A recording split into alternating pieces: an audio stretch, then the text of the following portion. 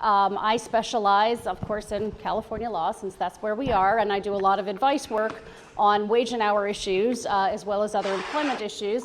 I would much rather spend a few hours in training so I can help keep people out of trouble than litigating when things go horribly wrong.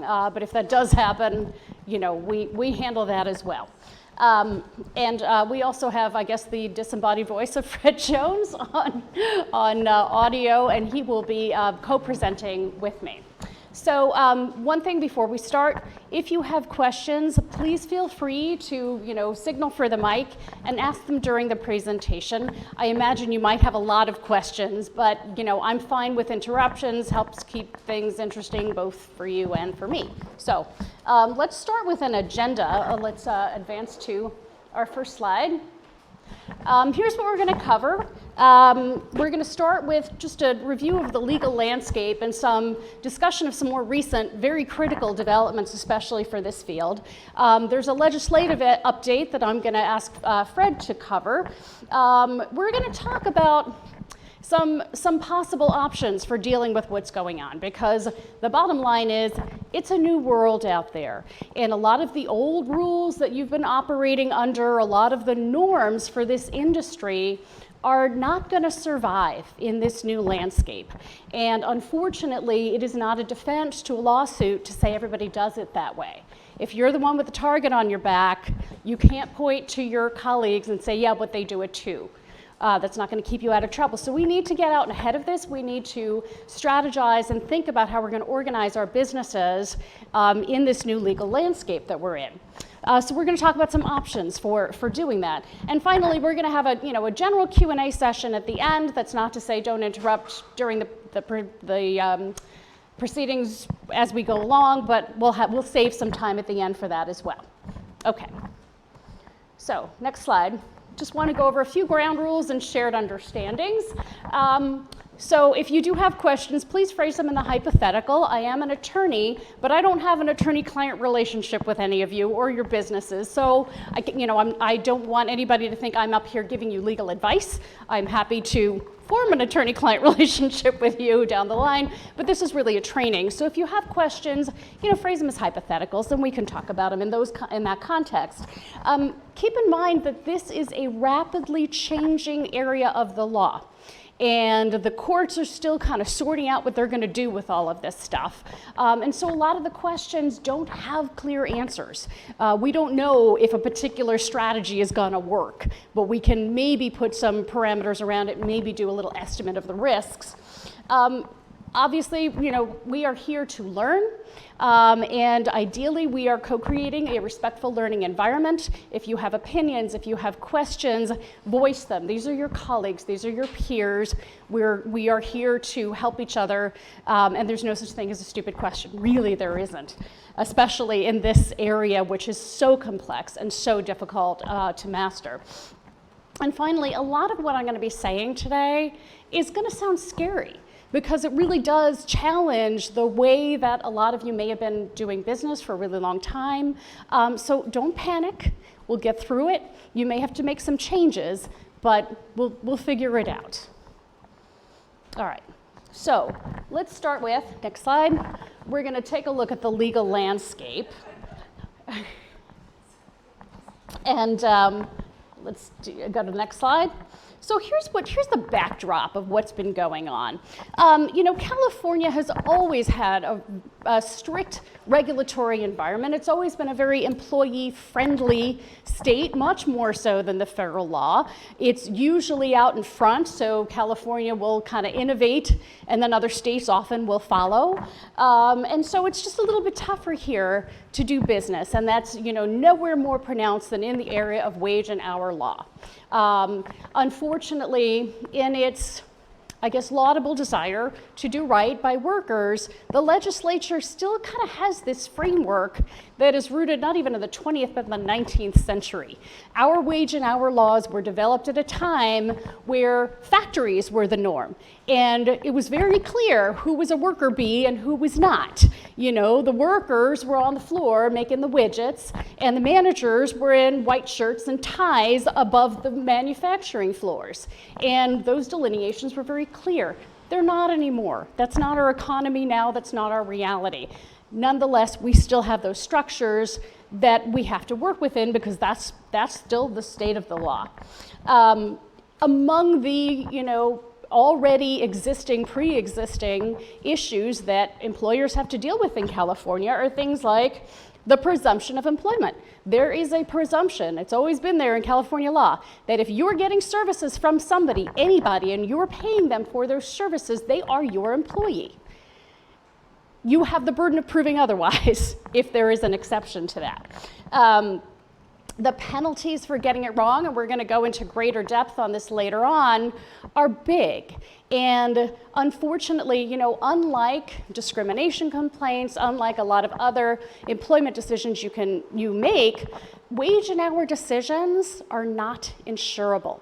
So if you have EPLI, the Employment Practices Liability Insurance, which if you are employers, I encourage you to have it, keep in mind that it will not cover wage and hour issues. So often when there's litigation on wage and hour issues, it is literally bet the company litigation.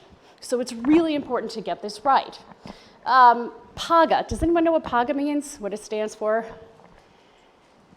No hands. I take that as a good sign because it means you've never been on the receiving end of this beast. It stands for the Private Attorney General Act. And it is a special law in California where someone can bring a lawsuit on behalf of not just themselves, but everyone who was potentially wronged by something you have done. It's different from a class action. The plaintiff doesn't have to go through the same hurdles that a plaintiff would ordinarily need to go through to get a class of people certified to sue. It's basically someone acting on the part of the state. So it can be a very onerous provision. It amplifies the risks of any lawsuit. Minimum wage, again, the federal minimum wage is still in the basement. California has gotten way out ahead of that. And in a few years, our state minimum wage is going to be $15 an hour. And then on top of that, you've got all these local overlays, depending on what local jurisdiction you work in. Various cities and counties throughout California have their own minimum wages, which are higher than the state minimum wage. And the state also requires things like meal and rest breaks, which are not required under federal law. So this is the backdrop. This is the default before all these additional things started happening.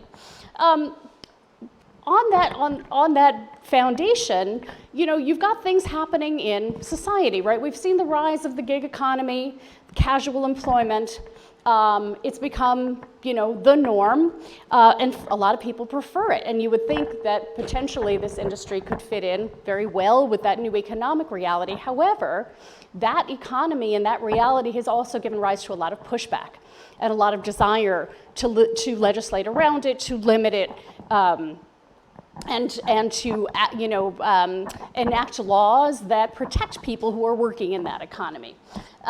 There's been a lot of focus on a living wage, on raising the minimum wage, on giving everyone an opportunity, to at least meet their basic expenses, particularly in this very, very expensive state to live. And unfortunately, in that environment where we also have a lot of income inequality, small businesses have really gotten caught in the crossfire. And you used to have, small business was a talking point in a lot of electoral politics and a lot of discussions out there, and we're not hearing that as much anymore. Your concerns are not being represented as prominently as they once were. So you have a lot tougher road to navigate, unfortunately, in this environment. All right, let's advance to the next slide. So here's what the California law looked like before the recent developments that we're going to talk about in a couple minutes. One important statute to know about is Labor Code 3357, which is the source of that presumption I was mentioning before, which says if you get services from someone and you pay them for it, they are your employee by law, unless they fit under some specified exception. So the law starts with they're your employee, you have the burden of proving otherwise. Before these recent developments, whether someone was an employee depended on what they called this economic realities test. And a lot of it turned on how much control you had over the person who was doing the work, right? So you take a classic example of an independent contractor. You're in the salon business. Let's say you own a home. You hire someone to paint your house. And you say, all right, give me an estimate. Oh, okay, I'm gonna, pay you, whatever, $1,000 to paint this wall. They decide when they tell you when they're gonna come in and do it. They bring their ladders, they bring their drop cloths, they bring their paint, they bring their employees, they do the job, you pay them the $1,000 and you're done. Okay, that is a classic independent contractor relationship. They're not your employee because they're operating with independence. It's their business. They're bringing their supplies. They're deciding how to do the work. They're deciding when to do the work. They're telling you what price they're going to charge you for the work. You're not paying them by the hour. You're paying them by the job. That's an classic independent contractor relationship. And that is the relationship that the legislators still have in mind when they think independent contractor. So the degree to which a service recipient exercises control over the method and means by which work is done is critical under this test. So if you have people working in your salon and you have a dress code, or you have a script that they're supposed to say when they answer the phone, or you have, or they're using your equipment. You provide laundry service for them, or you're providing their hair dyes or their materials. The more that you're doing that, the more they look like employees under this pre-existing test. There's also the factor of risk. Right, so the legislature, when they're looking at a purported independent contractor, they want to see an entrepreneur. They want to see someone who's got skin in the game. They're taking the risk of loss. They are taking the possibility of profit, not you, right?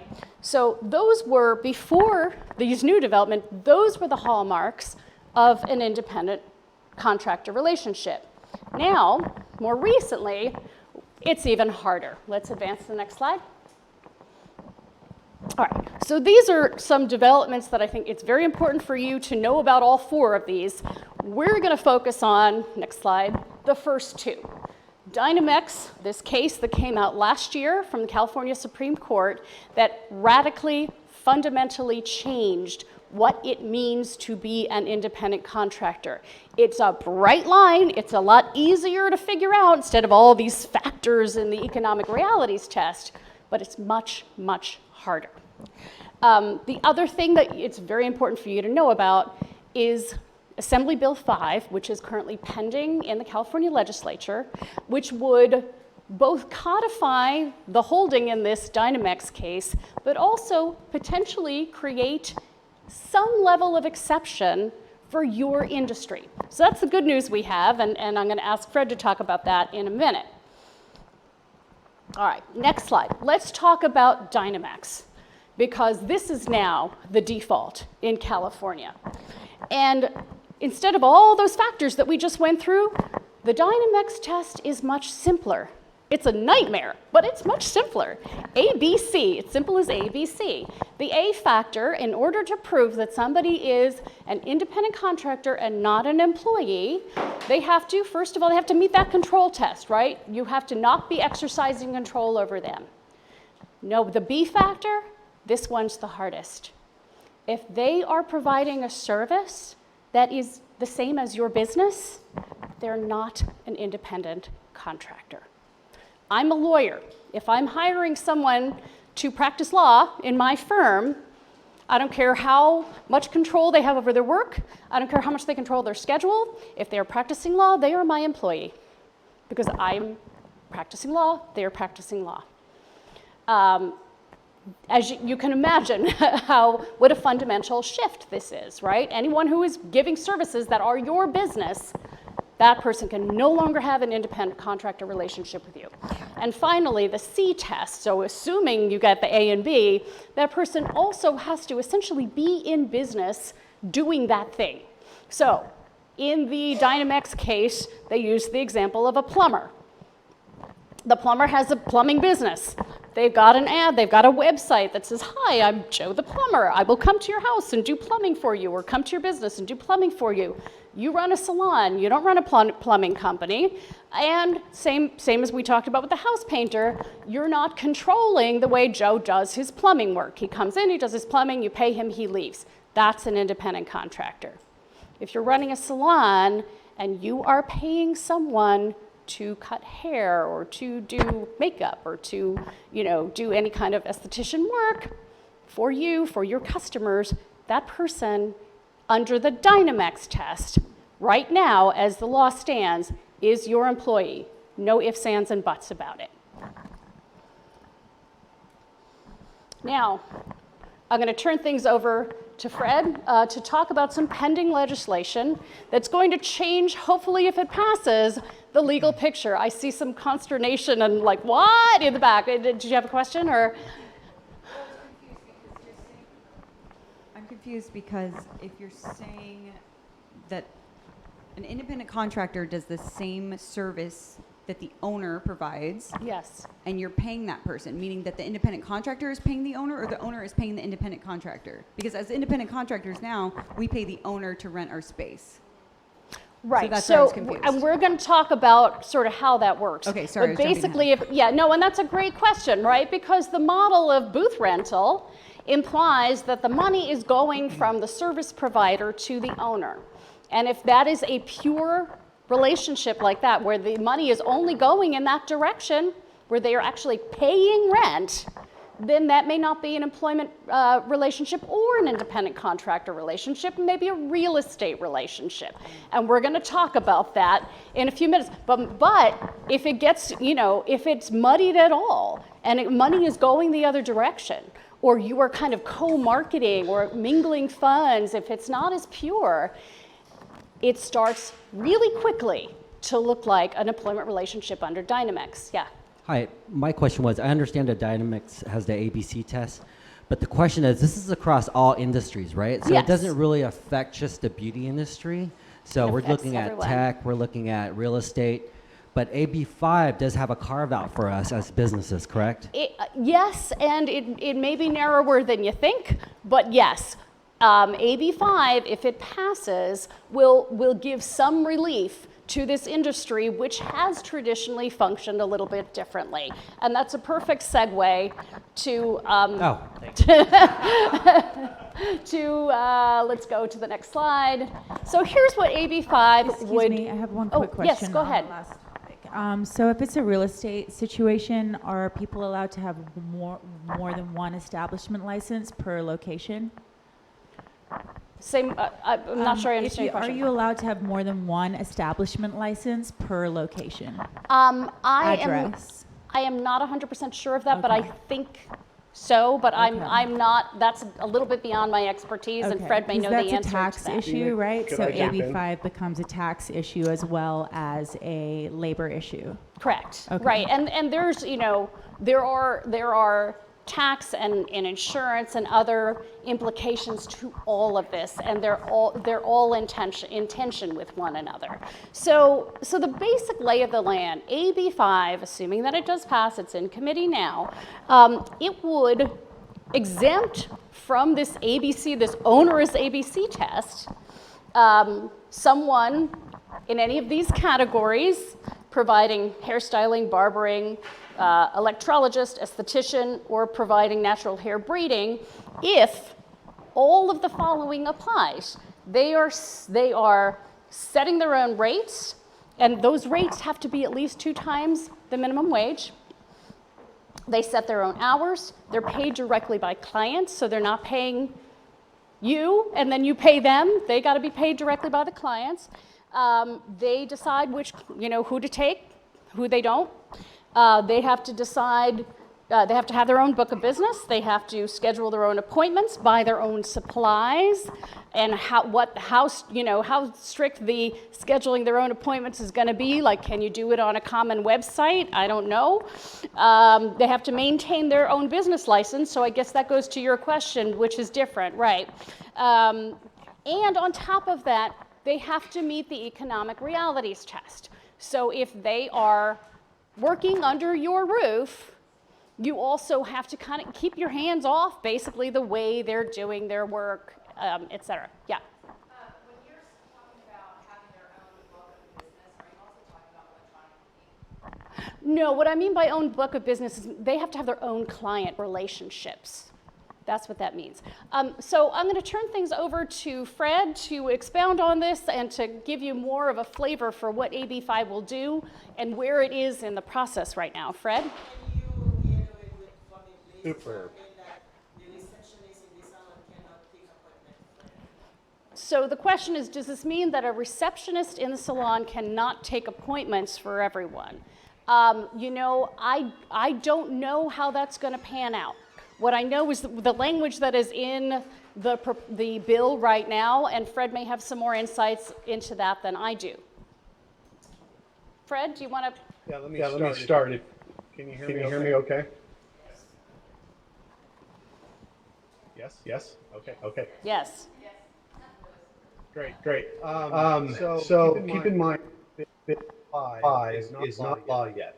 It has passed through the Assembly. It has passed the Labor Committee in the Senate. It's in the Senate Appropriations Committee and has a final vote in that committee this Friday before the Labor Day week. Then the bill has to go to the full Senate floor, back to the Assembly for concurrence, and then the governor has until mid-October to decide whether he will sign it. If he signs it, it will take effect January 1st and will provide this exemption for our industry and a few others that are also included in the Bill 5 on January 1st from Dynomax. And I kind of launched, let me just take one step back. So my name is Fred Jones. I represent the Professional Beauty Federation of California. It's an organization that started in 1999 with the purpose of uniting all of the industry sectors around a common vision on issues of consensus and transcendent importance to everybody. We don't pick favorites, pitting one sector against another. We try to seek, like I said, advocacy efforts on behalf of everybody. I will say that Assembly Bill 5 purposely at this point excludes nail services from the exemption from Dynomax. Fred, I'm sorry to interrupt you. Yes, Can you yes. mute your own computer audio as you proceed while you're speaking? Not sure I can. So you're getting feedback? Yeah. Our streamers are. Mm-hmm. If there's a mute on the stream, just for your own speakers.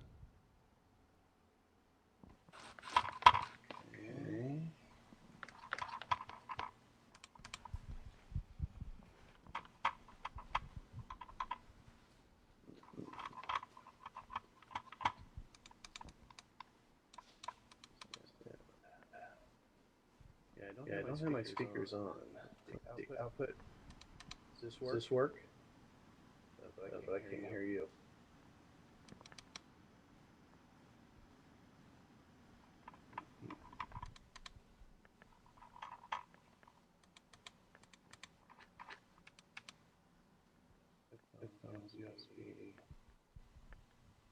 Let's try and go from here. I fixed something on our end. Mm-hmm. Say that again. Let's try and proceed, and I've changed something on our end. Okay. Would it help if I speak a little slower? No. Okay. All right. So long story short, I've been representing this industry in Sacramento since 2000.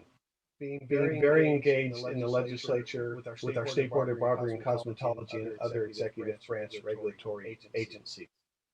When Dynomax was passed by a unanimous state Supreme Court a year ago last April, I realized this was going to be a huge concern to our industry and to others, the gig economy, etc. So I engaged legislators on this issue, and including Assemblywoman Lorena Gonzalez from San Diego, who's the author of Assembly Bill 5. We ended up coming up with some language that we thought would be the most appropriate means of accomplishing my association's goal, which is to raise the professionalism of the beauty industry in California, while also protecting the rights of booth renters to operate that form of business model. And the language that we developed included a booth rental permit that the State Board of Barbering and Cosmetology would issue to booth renters. But when that bill went to the Senate, that was a bridge too far for the Senate Labor Committee. They were concerned about creating a new permit in the Business and Professions Code. They wanted to focus entirely on the Labor Code. So they struck out the booth rental permit and required, as Gina detailed in that prior slide, the booth renters required to get their own municipal business license or permit from their city or county, which they'll also have to post in their booth rental space. So that was the compromise that they don't call it a legislative sausage mill. There are still provisions in the bill that is being worked out right now. I'm in negotiations as we speak on those issues. Gina didn't include it in the slide, but there is a requirement that in order to be a booth renter, you have to prove that you're earning at least twice the minimum wage to be a legitimate booth renter. I believe that provision is going to be brought before it goes to the Senate floor. And there's also a concern about the reference to hairstylist as opposed to the broader license of a cosmetologist. We're trying to work out that concern vis-a-vis the concern about nail services being excluded from this Dynomax exemption. So there are still things that are in flux. Overall, the purpose of Assembly Bill 5 related to our industry is to provide us a limited, narrow exemption from Dynomax to be able to continue operating booth rental, at least in electrology, skincare, barbering, and cosmetology. So that's a brief summary of Assembly Bill 5. If you're still getting feedback from me, maybe it's best I stop now and I can jump in as we continue on.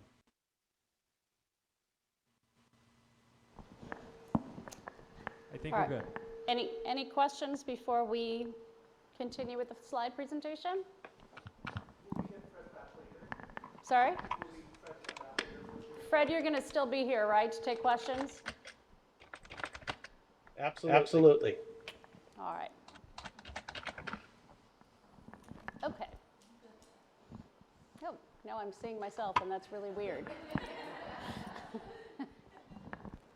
Slide.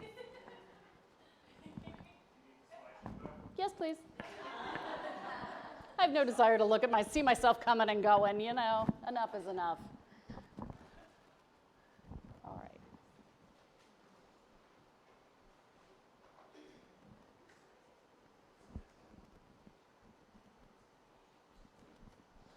Okay, so where does this leave us? Well, remember I said this could be bet the company litigation if we get it wrong. And I want to make sure you understand what those costs are. In the unfortunate event of a lawsuit, a plaintiff or group of plaintiffs could recover back pay. And of course, if you've been treating someone as an independent contractor, You haven't been keeping track of their hours. And so whatever records they have, whatever scribbles in their notebook they have saying, well, yes, I had these 12 appointments and I was sweeping and I was doing this and I was waiting around for customers and so I was working, 12-hour days every single day. You will not have very much to refute that. So they could get back pay, including overtime, for the way the hours they claim to have worked. There will be a penalty for back taxes plus penalties on those taxes. And this is an area in which I would be particularly concerned, because even if everybody who works in your salon is real happy and they're not rushing off to a lawyer, which works until it doesn't, now you're on the radar. Once you get an exemption in a statute, everyone's going to be looking at you a little more carefully. And that includes the EDD, that includes the IRS, that includes everyone who might think they might get some money out of you. And so the employer's share of taxes are going to be on that list. There are also penalties on both the taxes and the back wages, and those can be very significant. So for each missed meal and rest break, there's a 1-hour penalty. There are civil penalties. There are PAGA penalties on top of all the other penalties. There are waiting time penalties. So if you don't pay someone correctly, you have to pay them 1 full day's wages, whatever that might equal, depending on how much they say they've been working, for up to 30 days. So basically that's an extra month pay that you'd be on the hook for. And don't forget, it wouldn't be necessarily one person. It would apply to everyone who was allegedly misclassified. My personal favorite, attorney's fees and costs. So if somebody sues you and the jury awards them $1, but their attorneys have run up a $200,000 bill, you will be paying $200,001 because the attorneys are going to get their full fee, sometimes with a multiplier.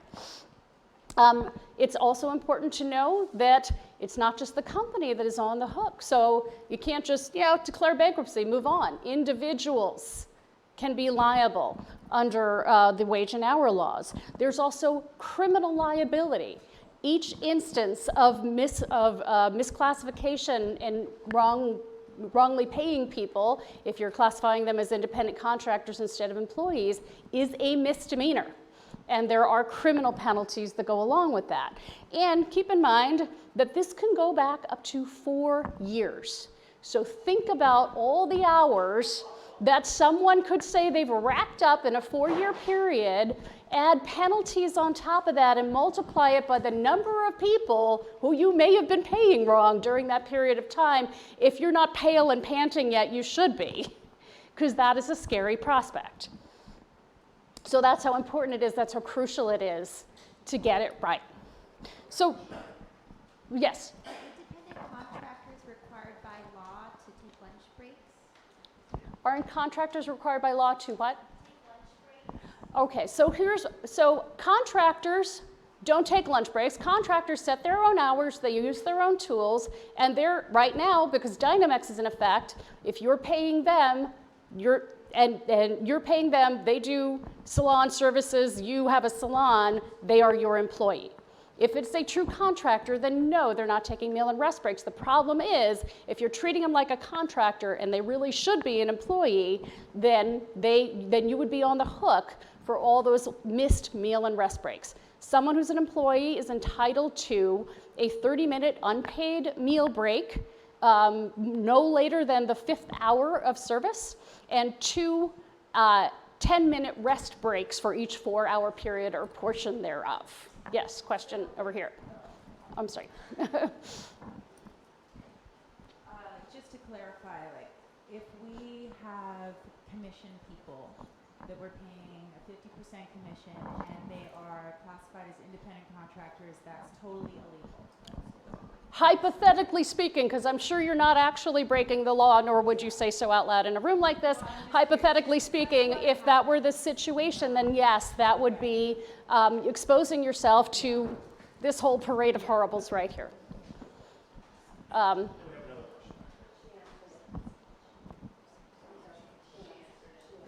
Okay. So yes, it's actually that scary. One more question.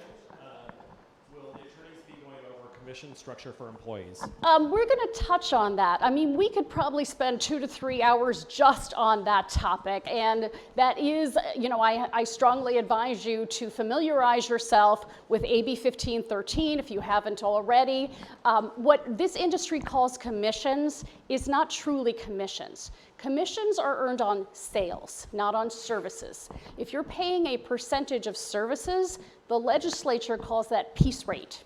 And it's the same as if you're paying somebody a dime for each widget they make. And the legislature doesn't like it very much. So they do everything they can to make it difficult, if not impossible, for you to pay people that way. So we'll touch on that in a little bit. But,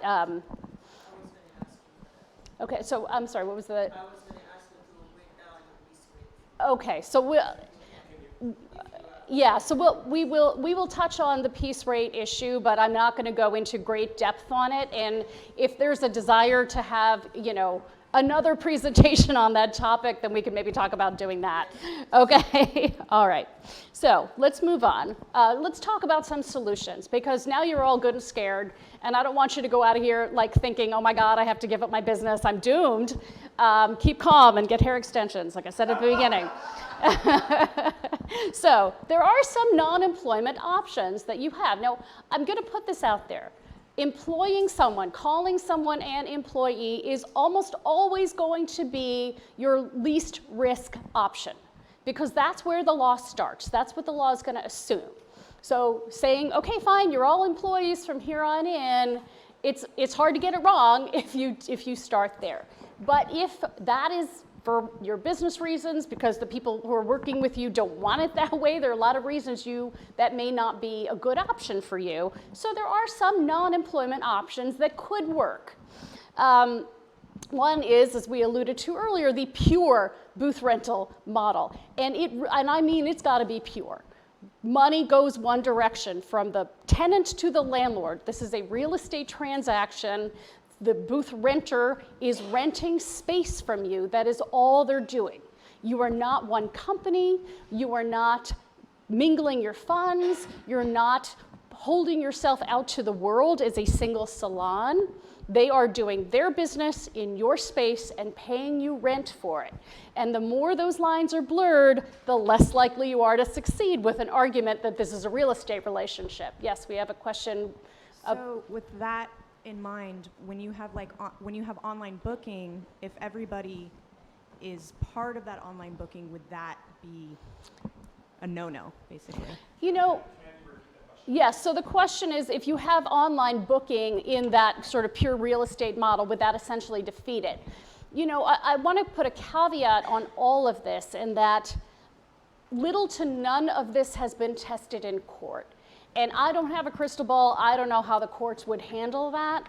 I would argue that that alone would not necessarily defeat an argument that this is a real estate rather than an employment relationship.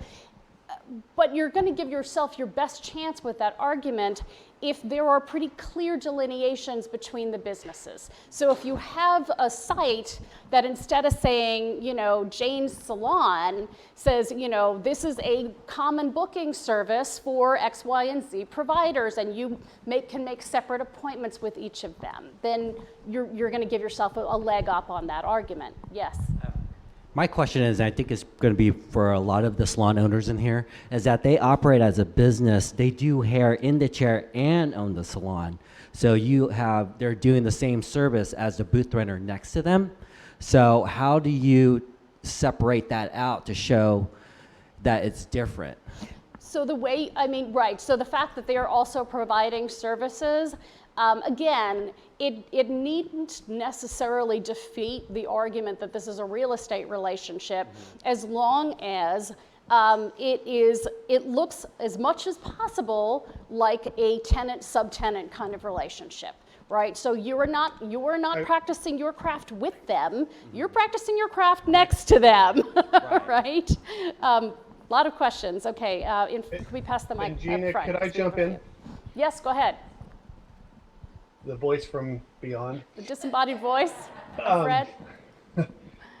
The Employment Development Department has looked at that issue where the business owner is doing the same work as the quote unquote independent contractor.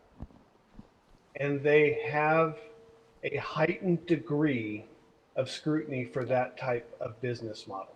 That's right. So if you are essentially a investor or a landlord, you don't do hair yourself, you're not a licensee with the state board, then there's more separation. But I can tell you that at least one of the regulatory agencies is looking askance at any business where the business owner is doing the same services as the purported independent contractor. Or in that case, purported tenant, really. Correct. Okay. Well, I think we have a lot of questions up front. We have some folks who haven't asked any questions yet, so let's give them a chance. Okay, so hypothetically, if one passes the ABC test, but then only the salon owner sells actual retail, and the salon renter has to sell that retail, is that classified as working for? Wow, okay, so there's a lot to unpack there. So, okay, so I'm assuming what you're talking about is a situation where the landlord has a shop where they sell beauty products. That's all they do. They do not have a salon. They're not providing hair services or any other beauty services. They're not getting any money from that. The only thing that they get money from is rent and product, right? Okay, then the question is, if the people who are renting space are selling that product, guess what? While they're selling that product, they're your employees. Because your business is selling that product. If they are selling for you, yes. I guess, you know, the ABC is clear, but then I guess you can't really have rules for the independent contractor saying you can't come to work drunk, hypothetically. I mean, even under AB5, right? Because what all AB5 does is it drops the standard back down to what it was before Dynomax, which still means you got to have hands off. Now, I mean, in your hypothetical, can you have a rule saying you can't come to work drunk? You know, it is possible that there could be some general safety rules for the premises because people are dealing with equipment that could be hazardous if operated under the influence. And so, you know, yes, I think it's possible to construct an argument saying the person can still be a true independent contractor, but subject to some basic premises safety rules. The thing about this economic realities test is the more you chip away at it, the more you start to look, it starts to look like an employment relationship. So it's a totality of the circumstances, and you want to do everything you can to make it look like an independent contractor situation. Just a quick follow-up on that. Mm-hmm. So by the state board regulation, there is a provision in there that says you can't operate while under the influence. So which law supersede what? Does the states oversee their state board or vice versa? So if you're talking about something that applies to a licensing requirement, are you saying like basically it would be your license under scrutiny if somebody who worked in your space was impaired? Or would it be their license that would be under scrutiny? Their license would be threatened. Wouldn't it be theirs?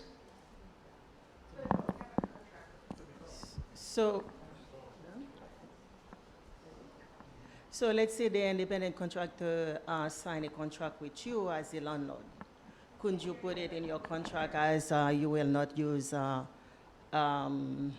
drugs or alcohol in your place? Will that make you telling them what to do? Okay, so the question is, can you resolve this with a contract?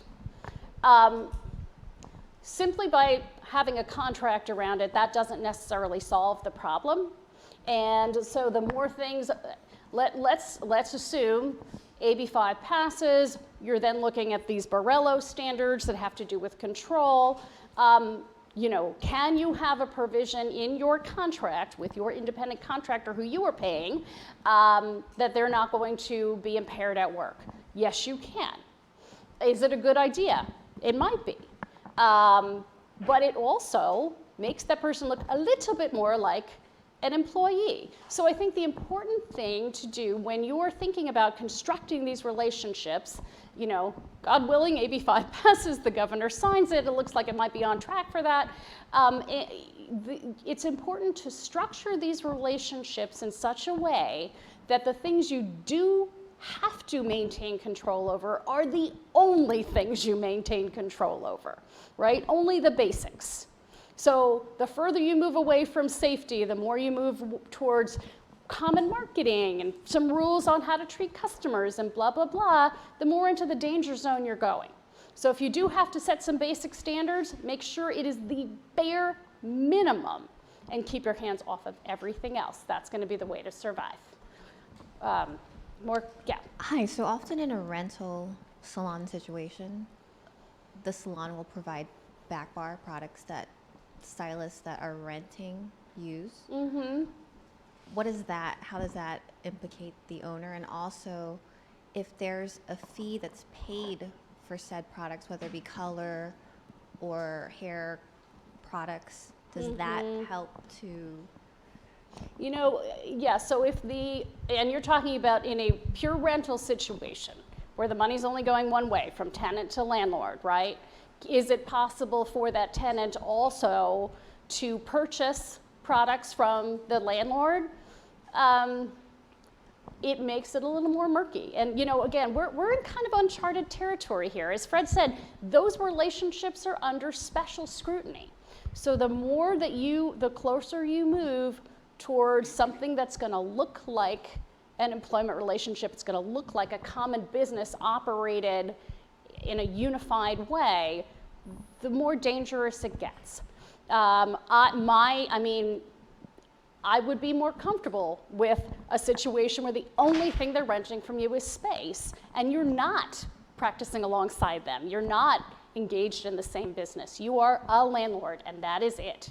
You know, it's also possible for the people who are renting space in that salon to pool their resources and themselves purchase products together. They can do that, but that's their business. Better for the landlord to stay out of it. If I could jump in too, really quickly. Is that okay? Yeah, go ahead, Fred. One of the themes that the two lawyers before you, one of them disembodied and one of them before you in person, are trying to say here is there is a heightened level of scrutiny that's going to happen to all independent contractor relationships.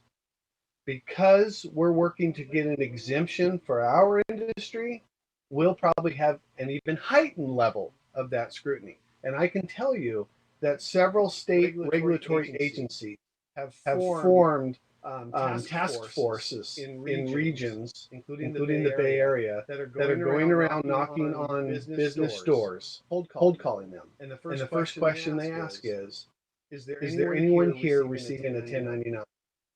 Or vice versa? Are you receiving a 1099 from anyone working at this place? So the heightened level has already began. And I will just humbly submit that the way most booth rental salons have practiced up until the present day wouldn't even have passed the old standard, the prior Dynomax standard, which we call the Borello decision. But for the most part, we were under the radar scope. So we didn't know we weren't complying even then with that standard. Assembly Bill 5 does not get rid of the Borello test. And in fact, even adds a few clarifying separations between the landlord or establishment and the booth renter. So the overall message I hope all of you take from our message here is that if you do get audited, you will not be able to hide behind 40 years of precedent and practice of this industry because it simply doesn't measure up.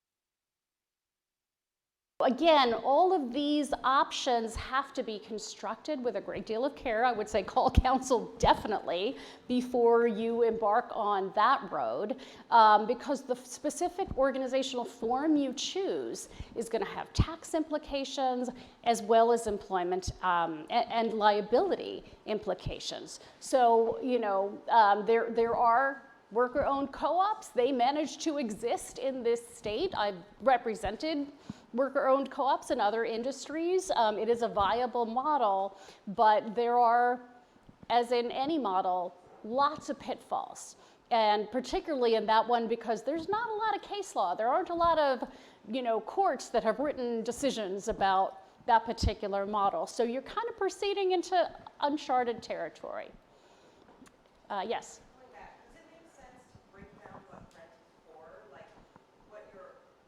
Is paying for, your tenant is paying for towel service, for back bar service, and for the use of the space at any hours they request or want to come in? So, I mean, in any contract, yes. But, you know, ideally, you know, it would be, you're just renting them space. Like a rental agreement, though, would that be included in the rental agreement? And then that kind of covers the owner or the landlord? I think in that instance, having it itemized is not going to move the needle a lot towards establishing that it is a real estate deal and not an independent contractor or an employment model. You know, it's just a good idea to have a really clear agreement anytime you enter into a contract. Yeah. I just want to ask a follow-up on the co-op thing. So let's say hypothetical, 5 hairdressers go into business together. Mm-hmm. And rather than characterize what they pay as rent, they say, we're going to split the expenses of the salon 5 ways. Mm-hmm. We're all going to have our own license, our own liability insurance, and anything else that is very, and it's not like a way to get around it, it's the truth. It's what Right. they're doing. How is that problematic if they each own 20% of the business? So it is a potential, and if you want to go back to the slides, advance to the next one, that is one of the models that I think is worth considering, because for that very reason, is, you know, there is a little bit less degree of risk there. Now, the kicker here is that you can be a partner in a business and also be an employee. So, yeah, that's true. Right? But not if the structure is not. I mean, I think a lot of what you're addressing that's important, and that the legislature is addressing, is the chronic misclassification that's gone on in this industry. Yes. So that employers could avoid doing the right thing, like paying matching Social Security and all the rest of it. But if 4, 5, 6, 10 people honestly go into business together and legally and accounting-wise own an equal portion of that, and what you would call rent in the past is now their share of the expenses, I'm trying to see where the problem would be there. Here's if you're the being honest potential- about it. Right, well, here's the potential problem, and here is the ugly, ugly truth about my profession, about the way the law evolves. Legislation is often drafted to go after the wrongdoers, to go after the people who are abusing people who are working for them. Unfortunately, those aren't necessarily the only or even the primary people who get affected by the legislative fix. The legislation is a blunt instrument, and, you know, once plaintiffs' lawyers or regulatory agencies have this tool, once they got that hammer, you might very much look like a nail to them as well. So, and given that these strategies, again, are not yet tested in the courts, there's still some risk attendant on them. There's still a possibility that the EDD is going to say, no, that doesn't pass muster. And they're going to put you through your paces. You know, maybe you'll win in the end, but it's going to be extremely expensive to get there. So when you're looking at the continuum of risk, you know, that's just one more thing that you have to think about is, do you, you know, you could be the test case, and can you afford that? Yes? I have 2 separate questions, if that's okay. So regarding retail, what if you had like the tenant relationship with the stylist, but together as a group, you went in on the product, the back bar, the taxes, so nobody was receiving funds and you could all sell it, but everybody was responsible for the product itself. Could that work in that? So you're talking about the overall structure being the sort of landlord-tenant model? Yes, yeah. You know, I don't know. And that, again, that is not something that the courts have opined on, given that there is this level of scrutiny. The safest thing is to keep it absolutely pure, absolutely clean. Once you start kind of mucking around with that model, then your safer option is going to be to treat people like employees. Okay. And then my second question is, so if you have the, sorry, if you have that tenant relationship, but you employ like a salon helper / receptionist, whatever you classify them as, could they be booking appointments for those tenants, or do you have to take away that completely? I think that's really where you start getting into dangerous territory, because that's where you stop looking like a landlord and you start looking like a salon owner. You look like someone who is running a business of providing that particular service, because you're employing someone who is booking those appointments. Okay. So I guess my question would be, do they want this industry to go one way over the other? Because this is the most unique industry, and I'm an owner, and I feel like all of this is just opening cans of worms, because everything is different every day. It's changing in our industry with things that people do, like this retail situation. You want me to take my independent contractor off the book and make her an employee for 15 minutes because she sold that? Retail keeps the doors open in this industry. Right, so the message it's what there. most of us make money on, and we Right. pay them a commission and 1099 them for that. Right. But if so they're an employee, you're making it murky also, because it's like we're damned if we do and damned if we don't. Which direction do we want to go? So the direction, what I'm hearing from you is, if that is your business model, make everybody an employee.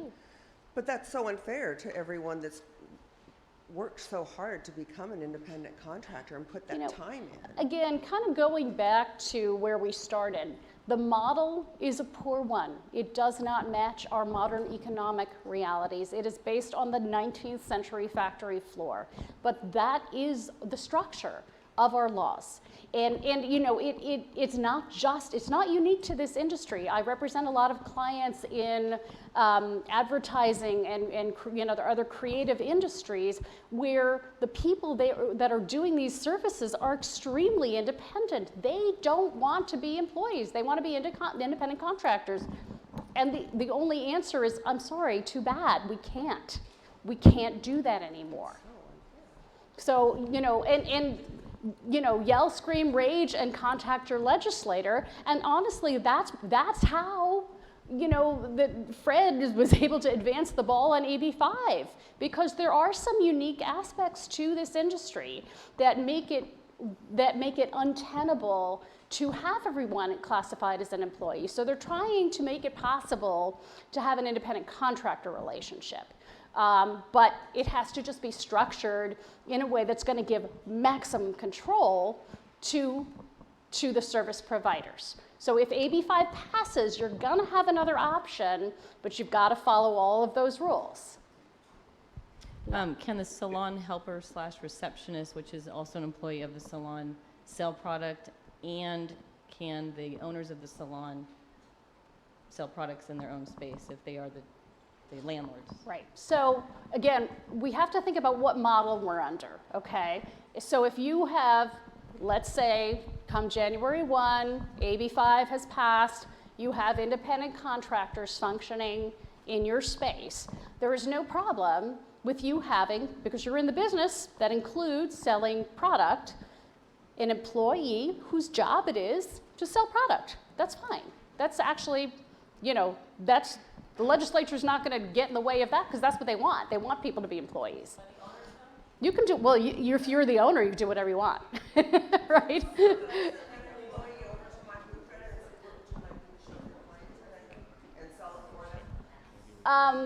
If you are the one who is essentially, you're selling the product and your receptionist is selling that product for you on your behalf, then you can have that person act as your salesperson. But then that takes away money and a commission that you're 1099ing your booth renter on to sell for you to help them, give them that extra income that they want, which they're legit going to pay the tax on, because as the owner, I'm giving them a 1099.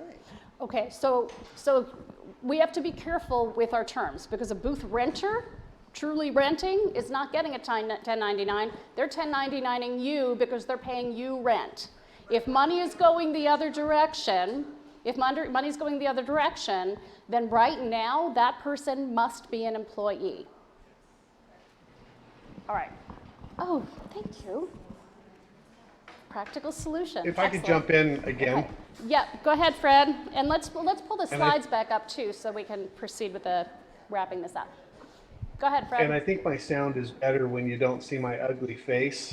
So that's why I will continue being Bruce Almighty from above. Yahtzee, ding, ding, ding, ding. Anyway, don't kill the messenger. But the overall trajectory of Sacramento, including the state legislature, the governor's office, and even a unanimous Supreme Court. So all three branches of our state government are sending a clear message. And that message is this: we have this huge labor code for a reason. It is to protect workers in California. And this growing rise of the use of independent contractors skirt almost that entire labor code. And those three branches of government in Sacramento resent that. There are very powerful special groups that resent that, including the plaintiffs' bar, labor unions that are very powerful in Sacramento. And so all of this is coming together at the same time that's targeting every industry. It's not specific to our industry, but we are an industry over the course of the last 40 years that have really turned heavily toward booth rental or independent contractors. So we are definitely caught up in this net. And so again, the message is we've got to raise our professionalism. We have to separate landlords from booth renters, because it's not a question of if anymore, of whether you're going to get audited or one of your booth renters going to slip and fall and sue you for misclassifying when they find out they weren't covered by workers' comp. Or some plaintiff bar attorney out there is going to gather a bunch of class action stylists to sue you for misclassifying. It's a question of when that will happen. So we have to raise our game. We had yes, who's got the mic? Okay. Hi. There you are. Hi. So you've been saying that the most pure way to go would just be classifying people as employees. So let's say that you went back to that. Are you talking about just hourly employees? Yeah. So perfect segue. Let's advance to the next slide. So here are some employment options for you. And the same way that your least risk alternative to the independent contractor, booth renter, employee conundrum is to just say employee. Your least risky option when talking about an employment relationship is to say you are a non-exempt hourly employee. You get an hourly wage for all hours worked. You get paid time and a half for all hours worked beyond 8 in a day and 40 hours in a week. You get meal and rest breaks. You have to keep track of your time. We're going to pay employment taxes on your pay. We're going to have workers' comp for you. And that's what everybody else is doing in all the other industries that are very much unlike yours, unfortunately. That's your safest option. Other considerations may come into play and make that a little less palatable to you, including, and I understand that your stylist, in terms of the economic relationship, may have more economic power than you do. Their clients are loyal to them, right? So, they may have the upper hand in negotiations. It is also possible to pay them an hourly plus a bonus. Now, let's be really clear about what that means. That does not mean what you often refer to in this industry as commission. That doesn't mean you get minimum wage plus 30% or 50% of all your services. That's not allowed. That's piece rate. What you can do is say, if you hit certain productivity goals, we're going to bonus you.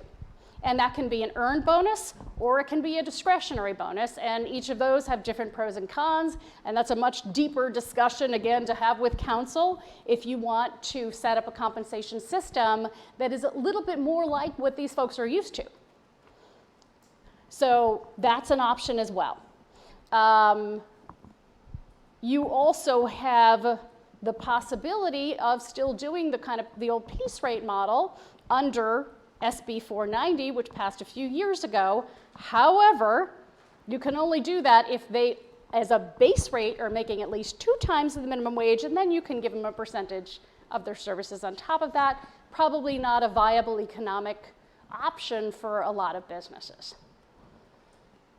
For AB5, my question is, they're moving back for that little carve out for us, that they're moving back to the Borello test. Where does the burden of proof fall on? Is it the employer or the employee? Employer, always the employer. Is it always the employer? The default, the law assumes that anyone who receives money for performing a service is an employee. It is up to the person who is paying them to prove otherwise, and that's the general rule, always And I has think been. a lot of people in the room are trying to find a alternative or a workaround, as we would call it. So would you recommend that either which way you're going, should they have EPLI insurance?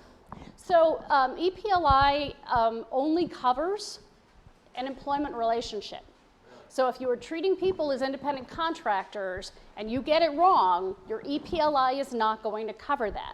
Similarly, if you have an employment relationship, let's say you've got a very successful salon, you have 20 people working for you, they're all employees, great. And let's say you haven't been paying them time and a half on the correct regular rate for more than 8 hours in a day, your EPLI is not going to cover that either. It doesn't cover wage and hour. Now, if they sue you for discrimination, you're covered. If they sue you, for not accommodating a disability, covered. A lot of other types of claims will be covered, not the core wage and hour stuff. Question? Yes. In regards to the SB 490, is that 2 times California state minimum wage Yes. or the city that you live? The state minimum wage. Okay.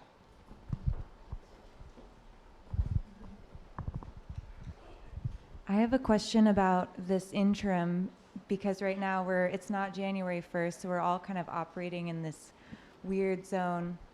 As a tenant, not a lot of this has been directed more towards the landlord side of things. Mhm. As a tenant, what do we need to be? Are we most concerned about like an audit type of situation, or? I mean, the tenants really have the upper hand here. Okay. The tenants have the option to enforce their rights or not. It's the owners that are affected by the laws. The laws are not restricting what the tenants or purported contractors are doing. Okay. Just a quick question about that. So, so where you're talking about a landlord and tenant. Oh, I'm sorry. If you're talking about a landlord and tenant relationship, and let's say we do have booth renters and they're filing their own taxes as sole proprietors. At the end of the day, once they sign that tax return and they get it wrong, aren't they perjuring themselves? Obviously, we would have some liability as employers. I mean, perjury is an intentional misrepresentation of the truth, right? Okay. If somebody is renting a booth and they have constructed their business as a sole proprietorship, then it is absolutely appropriate and for them to file a tax return that reflects that. Mm-hmm. It's a different question as to whether they would be held to that representation if they decided to then turn around and sue their landlord / owner of the salon for back wages that they claim they were owed. There could be an argument for what we call estoppel, meaning you can't Right. talk out both sides of your mouth. Right. But it's not, that alone, generally speaking, will not prohibit someone from recovering on a claim of employment simply because they filed their taxes under a form that they've been working under. So it's unlikely that I've you'll just get a lot asked of because mileage we out of that always one. want to try and create defenses, right, for whatever.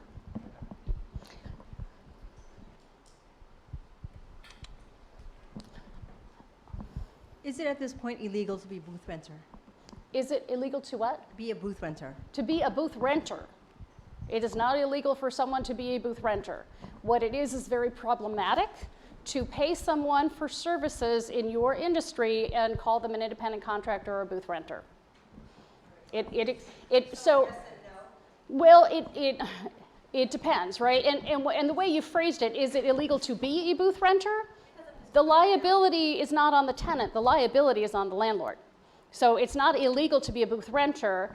It may be illegal to rent a booth to someone if you have not structured the relationship as a pure real estate relationship and following all the rules, and even then it gets a little murky. So you're taking... No. So what the law is right now we're under the stricter standard. We are under the Dynomax standard. So if money is going from your hands to the hands of someone who is working in your space, and they are performing services that are part of your business, they are your employee, and it is illegal for you to treat them otherwise. And you're creating, what you're doing is running a risk of liability.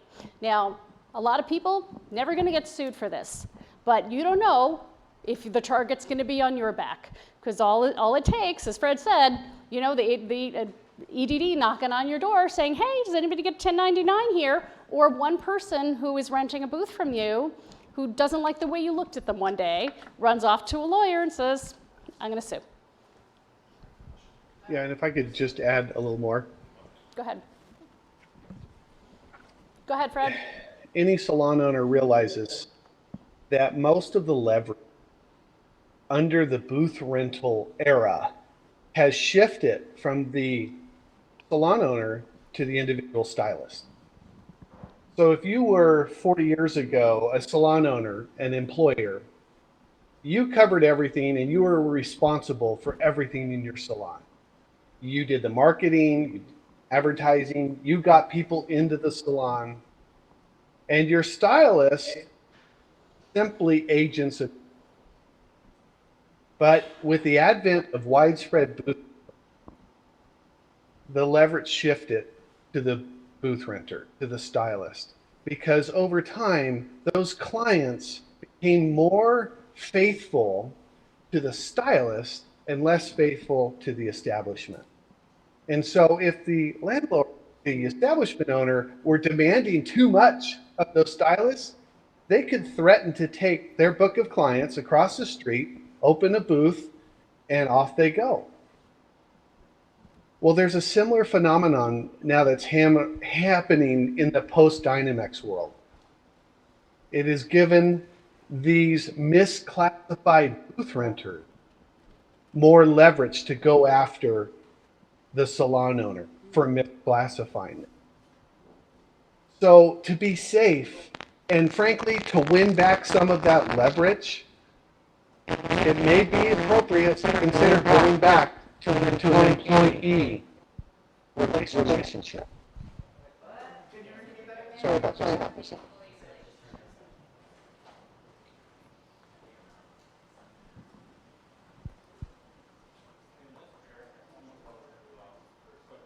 Oh, Fred, I think we lost you. We can't hear you. Yeah, I stopped because it sounded like the sound. Oh, okay. Can you, Is it I think okay? we can hear you again. Can you repeat what you just, the last bit? Yeah, that was the money bit. I mean, right now, under Dynomax, the individual stylist, the booth renter, holds all the cards. If they get hurt, or as Gina said, if you, as the salon owner, looks at them wrong, they can call EDD, bring down the force of the state of California on that salon owner like you've never seen. Or they can hire an attorney to sue for all these back wages. There are a lot of options that the post-Dynomax world gives the stylist against this. So my point was, might as well bite the bullet and regain some control of those stylists by making them employees. Yeah, and that's, I mean, Now, and that, to follow Go up on that, I want to, no, and it's not just biting the bullet, because here's the thing. In a traditional independent contractor relationship, as well as in the world of AB5, if it passes after January, in order to have a true independent contractor relationship, it has to be extremely hands-off. You cannot set any rules for them. So one of the few advantages of actually having employees is you get to tell them what to do. You get to tell them when to be there, you get to tell them what to wear, you get to tell them how to address people, you get to tell them when to book appointments, you can tell them how many people they have to take. So you have all that control that you cannot have if they're not your employees. There's a question about that. I'm now totally confused. So it's not really a hypothetical. Most of us here who are independent contractors, we all have our business license. So if we're licensed as our own independent and we are within an establishment, so are we now operating illegally? Is that what I'm hearing? That this So is, someone who pays money for a service that is in the same business that they maintain, not the person who receives money, but the person who pays the money, is running a very big legal risk if they are employing someone as an independent contractor or as a booth renter and paying that person money to do services that are in their same business, right? So, sorry? Right, so if you're the tenant, if you're the booth renter, you're not the person that this presentation is addressed to. This presentation is addressed to people who are the owners of the salons who are paying for the services or renting booths to other people. Who's got the mic? Okay. Hi, my name is Erin Harrison, and I own Comp Salon and Harrison's here in Oakland, and I have employees and have for 14 years. Good for you. And it has been fucking brutal. Well, yeah, I get it. But having employees is fucking brutal. It is very, very possible. Yeah. And so my question to you is, all of my working stylists and barbers that are making a decent income, they earn what we call piece rate. We had to change it from commission to piece rate. And then what I ran into was that getting them to clock in and clock out was a freaking nightmare. So then I put them on a flat salary of the double the minimum wage amount. Yeah, but that's still problematic. Well, then I pay my bookkeeper 2 to 5 hours more per week fixing time clocks. Yeah, so, and that may be something for a sidebar conversation, especially since it's a particular specific instance. But generally speaking, someone who is not an exempt employee, which means pretty much everybody you employ, has to be paid overtime for hours worked in excess of 8 hours a day, 40 hours a week. So if you are paying them a quote unquote salary, you still have to pay them extra if they work more than 8 hours in a day or 40 hours in a week. So we made all of our shifts 6 hours to accommodate that. And then my question to you is, then my understanding in the state of California, time and a half is when they work more than 4 hours before taking a 15 or 30-minute break in an 8-hour shift. No, time and a half kicks in at 8 hours in a day or 40 hours in a week. Okay. The meal and rest breaks are different. You have to give them a 10-minute break each portion of four-hour period that they work, and you have to give them a 30-minute unpaid meal break no later than the 5th hour of work, unless they're only working 6 hours, in which case they can sign a waiver, which is revocable, saying they're going to pass on their meal breaks. And that is a reasonable way to handle it. I've dealt with a lot of employers in a lot of industries where getting people to clock in and out is a nightmare, but it's not insurmountable. Right? You don't have to get people to punch a clock. You can have them, your receptionist, whoever's answering the phones for you, can be like, oh, okay, Jane came in at 7:50 a.m., gonna write that down. Bobby came in at 1140, gonna write that down. As long as you have some record, some piece of paper somewhere then that my says what question- time they came in and left. They're gonna clock out during their lunch break and then clock back in?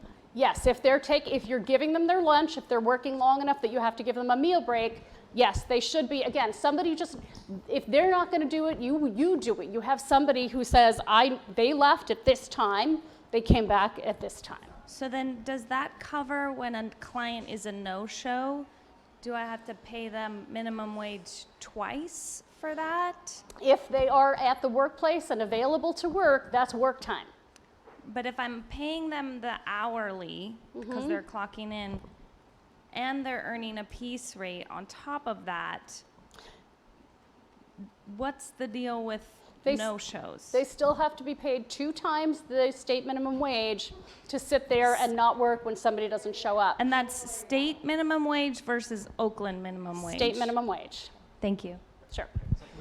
I have several questions. So we're gonna move in All right. order. Thank you for directing traffic, Eric.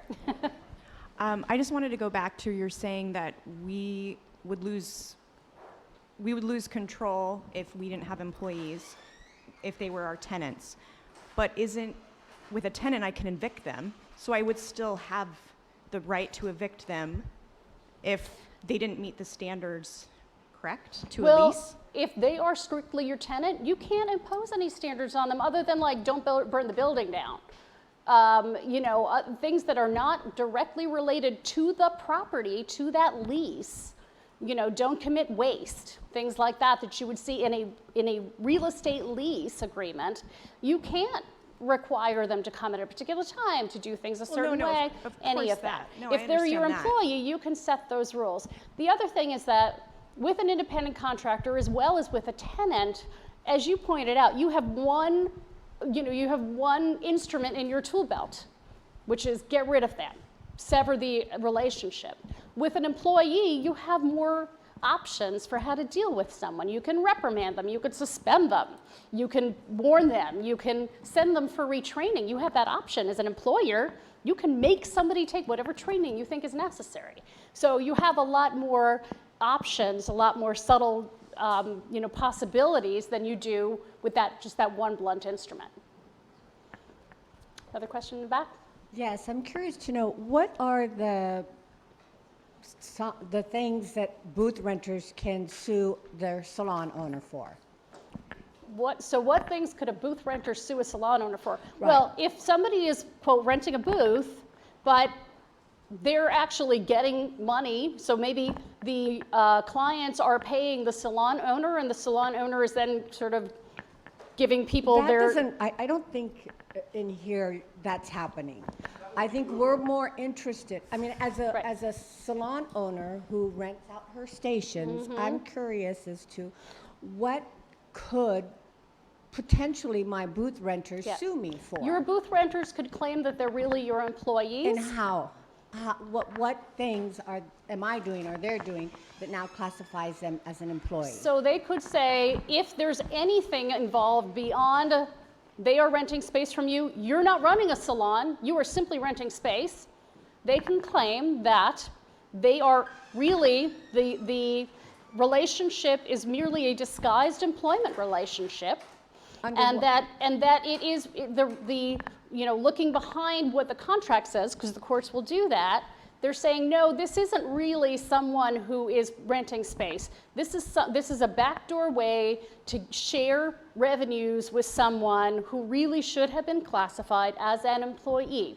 And what that person can claim from you is that whole parade of horribles that we saw: back wages, overtime, penalties, But wait a minute, taxes. I want to know what I have done that she can say these actions that she's taking make me an employee. Right. So the cause of action would be that under the guise of renting her a booth, what you are really doing is employing someone. You're not answering my question. Okay. You have to wear all black. No, not even if you do that. So yes, that makes their case stronger. So if you put any rules on them, anything that you do but let's say all you did was have a salon and you're renting space in your salon, then, and you're working alongside them, the taxing entities as well as the plaintiff's bar could still push beyond that and say, at the end of the day, you are profiting, you are getting money through their labor. And that's really the commodity, not the space. And because you are getting money through their labor, they're your employee. That's the legal theory that they would advance. And, again, depending on the specifics, and that's where the details are going to come in, they could succeed on that argument. I think the problem that we run into with booth renters and changing them to an employee model is being able to pay them as much as they would make being a booth renter. They make hella money, right? And then you tell them you can't, now we have to give you an hourly rate, and it's just become problematic. Yep. Because people don't want a deduction in pay.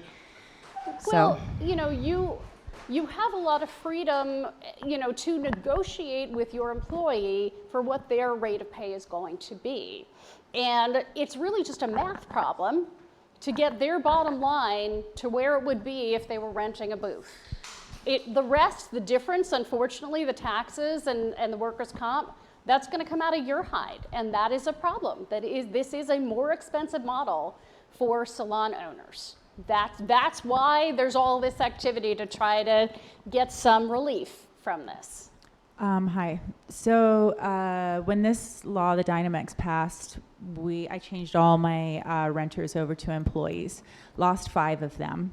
It's pretty insane. So what I can say, though, there is a solution, and it's an industry solution where us as salons need to come together and raise our prices a lot and not employ renters if that's not legal in the way that we're running our business, so that people won't leave us and go to an illegal rental salon and just kind of keep everything in confusion. And if we set a standard ourselves, then we can handle this. It's not insurmountable. But there is a major increase that my business is experiencing just through payroll processing.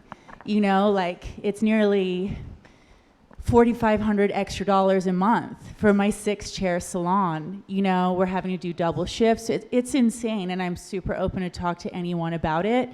I would really like if the man in the sky has any information about that establishment license issue, because that's something my renters ran into. We've tried to keep them and follow all of these laws, and we ran into an establishment license issue, which I would love an answer to, because it's really important. Yeah. Because if you're trying to have individual booths in your space, they actually have to be, and it's a landlord tenant situation, then those people have to prove that they're renting from you, and have an establishment license, and you can't have more than one per address. So how do you get around that? And also,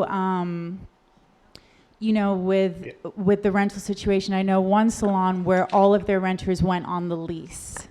And that was a way around it too. I don't know if that's reality or not, but there are solutions, and I know a lot of salons in the Bay Area that are trying out all these different things and would be super open to talk to people, because I've bared the brunt of this and nearly lost my salon, and still not sure if I can cover payroll every pay period.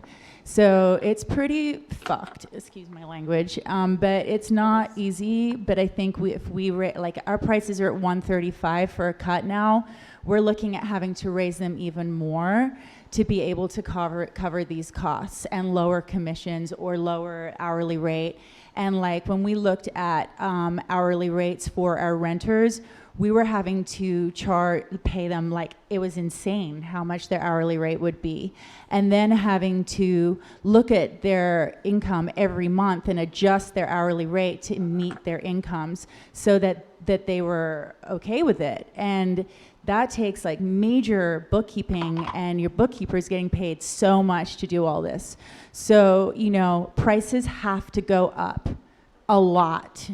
And hi, it's New York, man.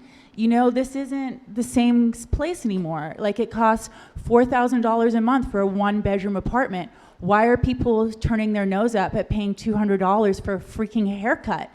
Like, it's your hair. It should be expensive. You know, like, it costs me a lot to get my training. People need to start paying more, and we need to raise the bar as a community of people and not stay divided anymore and come together and raise the bar. And I don't want my quality control to go down because I can't tell my stylist how to cut hair. You know, like, they need to be trained. People need to keep the brand going and the romance of the salon. Like, it shouldn't just die because some legislature is saying we can't have our craft anymore. Well said. If I were in the room, I would like to ask Fred to answer your specific question about the site license, but let me just say, like, this is exactly the kind of work that you all need to be doing together, is sharing ideas, sharing strategies, because it seems like you have accepted the fact that this is a brave new world. And unfortunately, you know, there are going to be some free riders out there. There are going to be some people who just say, I'm just not doing this. And some of them might get away with it, for at least for a period of time. And that's going to be very difficult for everybody who does, you know, comply with the law, because you're going to have some people who are operating outside of the law who are going to undercut you. Sorry? Yeah. So, Fred, can you field the specific question about licensing? I don't know if that's within your wheelhouse. yeah, well, first let me say, if I were in the room, I would give that a big hug. Huh? Unfortunately, our industry has had a race to the bottom. If you look at the price, for example, of full service today, compare that to 20 years ago, it's about the same price. How? Why? Price point should not be the driving force of our industry. Safety, professionalism, style, keeping on trend, that should be the driving force of our industry. In a booth rental milieu, vacation opportunities in salon, there's not salon employers encouraging the employees to go to trade shows. We've really lost a lot of our professionalism over the last couple of decades. Fred? And all we're fixated on is price point as a result. I'm sorry to interrupt. Can you just pull the mic back a little bit? having I problems think it hearing has me? something to do with the high peaks and the, yeah. Thank you. Sure. I'm just getting all passionate. On the establishment license issue, there are some municipal, cities, counties that are balking on the idea of multiple establishment license in the same place of business.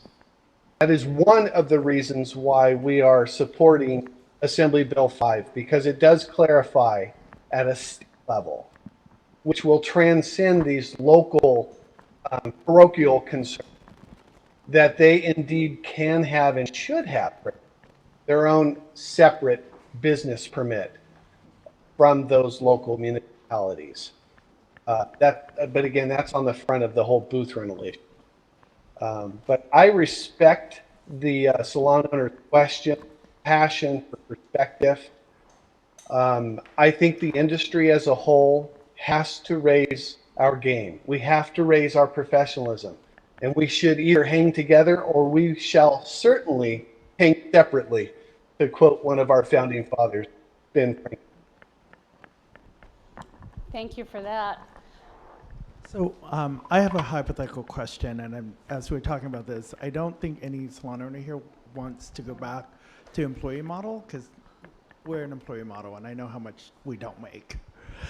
So I was curious to know if there are ways that we could create a shell company where the salon owner who operate as a hairdresser pay rent to the shell company, and essentially that shell company become a real estate entity. So therefore it covers everyone's under the real estate firm. That's a creative solution. I will tell you this. The California courts have not been shy about doing what we call in the law piercing the corporate veil and looking at who is behind these entities that are created. If it is in fact, as you are phrasing it, a shell company, it's not likely to stand up. Many, and I'll tell you why, many of the individual, service providers that are the plaintiffs in these huge wage and hour lawsuits are LLCs. Right? Because a lot of companies will say, all right, you're not an individual, you're Joe Schmo LLC. You have to go get your LLC license or we won't do business with you. And then lo and behold, they wind up in court and they're like, but, this isn't a person, it's a company. And the courts are like, yeah, right. It's a single member LLC. Guess what? Same thing. So I don't have high hopes for the success of that strategy, but I could be wrong. And if you want to be the one to test it out, more power to you. I'll represent you. Yeah, I just want to, it's a little bit editorial here because I have, spent this whole year talking to labor lawyers and et cetera, et cetera. I'm so sorry. But I think some of what is also confusing to people here is if you do things that are genuinely true, if you have a genuinely true relationship and the person who is renting the booth is entirely in business for themselves, I understand what you're saying, that it gets murky. It gets murky. But there hasn't actually yet been a case brought up. Dynomax, as far as I know, isn't doing any blow dries, or haircuts. Well, right? Dynomax has only been the law for a year. Yeah, but isn't some of the whole concern, not just in our industry, but in Uber, Lyft, and all of that, about basically people who are really employers dodging payments by not playing it straight? Again, that is the impetus. Those are the examples that everyone can point to and say, right, go after them. The problem is, when you have what you feel is, a genuine, true, independent contractor, well-intentioned, fair relationship, that does not insulate you from liability. You've heard the adage, no good deed goes unpunished. It crushes me every time I encounter this because I have represented a lot of employers who have treated people really well, who have bent over backwards, who have paid them a certain way because that's the way they wanted to be paid and that's the way they wanted to be treated. And things went south, they went after them, and lo and behold, they're looking at hundreds of thousands of dollars in legal bills trying to defend their good deeds in court. It sucks. And if anybody thinks that this is about justice, I am so sorry. It's not. This is about the requirements, sometimes very, very technical ones, that are opportunities for people to jack you up. I hate to say it, that's true. I have a question about employees and how you pay them with the 2 times the minimum wage plus piece rate. Now, does that, how I understood it was meant that it just needs to be broken down on their paycheck, meaning here's how much they were getting paid hourly for the times they were doing nothing, and then here's how much their commission piece rate is. Right. And is that right? And two times the minimum wage is $30 an hour. So you saying I'm giving this person $30 an hour no matter what? Correct. Every That's employee. Right. That's right. Even if they're getting piece rate also. That's right. That's the only way you can do piece rate is if it's 2 times the state minimum wage as a minimum for all hours worked, and then their commission, their piece rate is on top of that. Let me jump in. Maybe I'm still confused. I think you might be confusing some terms. So to lawfully pay commissions, that's different than piece rate. Well, So yeah, but commissions piece are rate only on was sales, required so as I think we're talking about piece rate here either way, right? Well, not exactly. So Assembly Bill 1513, which was passed 5 years ago, clarified the point you just made, Gina, that commissions are essentially illegal if it's paid for a service. But 3 years ago, SB 490 was authored solely for our industry to give an exemption from the piece rate requirements. But the SB price for 490. admission for that exemption is that you have to pay a base hourly rate of twice the minimum wage. If you can afford to pay your stylist $30 for every hour they're employed, and then in addition to that, provide, that is a way around the piece rate. I think your question is, the answer is yes to your question. That it has to be on top of 2 times the state minimum wage. Right. Okay, there's another question. Do renters need business license separate? I believe so. That's a little outside my bailiwick, so I don't want to say. Okay, I have a question about AB 490 SB. I was under the impression it was so that you didn't have to pay the meal breaks and the premium overtime. That's why the 490 was also brought about, so that way you can just do the 2 times minimum wage plus whatever you want to pay them for those piece rate. Right, so they're still hourly employees. Yes. Right? Yes. So and we're getting into a little bit into the weeds on this, but the basic idea is that they're still hourly, and the commission on top of that functions similarly to an earned bonus, essentially. It's kind of hard to categorize it, but that's the basic structure. So they still have to be treated as non-exempt employees, though.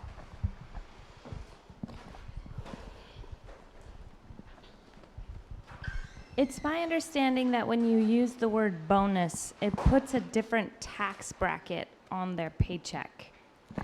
It depends. So there's 2 types of bonuses. There's earned and there's discretionary. Both of them have, and that's really kind of getting into a lot of detail. They both have, I'll leave it at this, they both have tax implications, and they both have timing implications, and they both have implications on what the regular rate of pay is. If it is an earned bonus, that becomes part of their regular rate of pay for determining overtime. As far as what tax bracket they're in, that's a whole another sort of separate calculation. It's basically tied to the timing. So if it's an earned bonus, it has to be paid timely. Discretionary bonuses could be paid like at the end of the year. Sure. All right. We have another question over here, or then we can kind of, no? Okay. All right. Let's put if we can, put the last couple of slides up, because I think we're about ready to wrap up. And thank you for an incredibly lively conversation. I know people tend to be animated when their businesses are at stake, and believe me, I do appreciate what is on the line here for all of you. So moving on to, let's just advance 2 slides, because I think, yeah. So just to wrap up, the takeaways here are obviously, we have to proceed with some caution, and we have to take things into account that a few years ago we didn't. This is a different world, and you are, perhaps unlike before, you are on the radar as an industry. You're getting written about, you're getting attention, plaintiffs' lawyers are interested. So when in doubt, do consult counsel. Please don't try to proceed, especially with a kind of novel structure or theory, without getting some really good advice on that. And finally, as we've seen in here, employment of your stylist is an option. And it comes with some downsides, but also comes with some upsides. And it is also not your only option. There are other ways to structure your business. You just have to be careful and maybe, wait to take that step until January, and hopefully AB5 will pass. So, have any wrap-up questions, and then I'll stick around for a bit and chat with folks.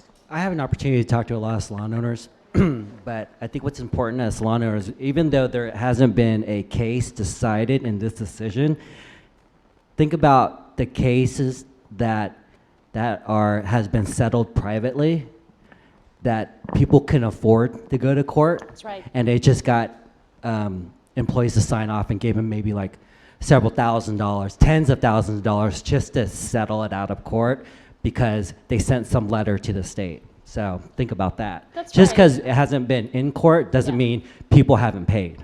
That's a very good point. Thank you.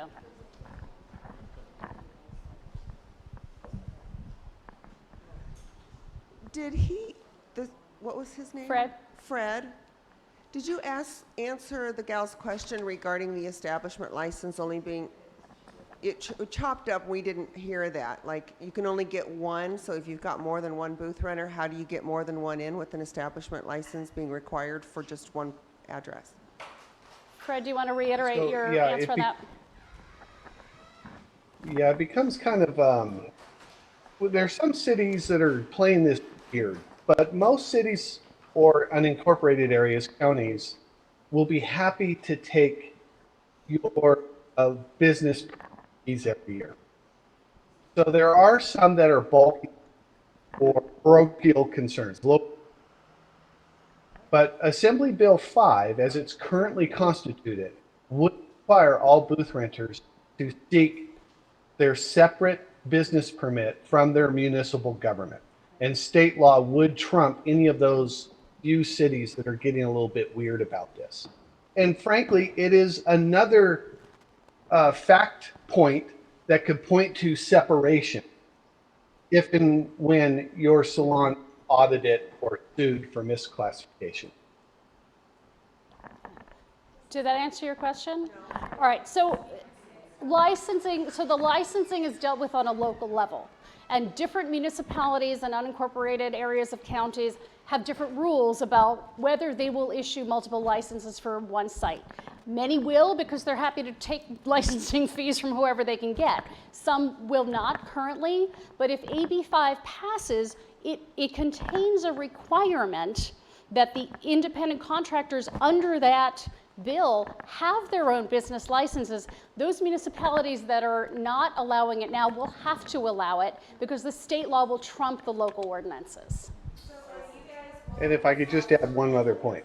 Did I get that right, Fred? No. So, but you guys Yeah, aren't I think differentiating. the confusion You're is not, that there's local business permits. but it's not business, it's There's establishment. also state board.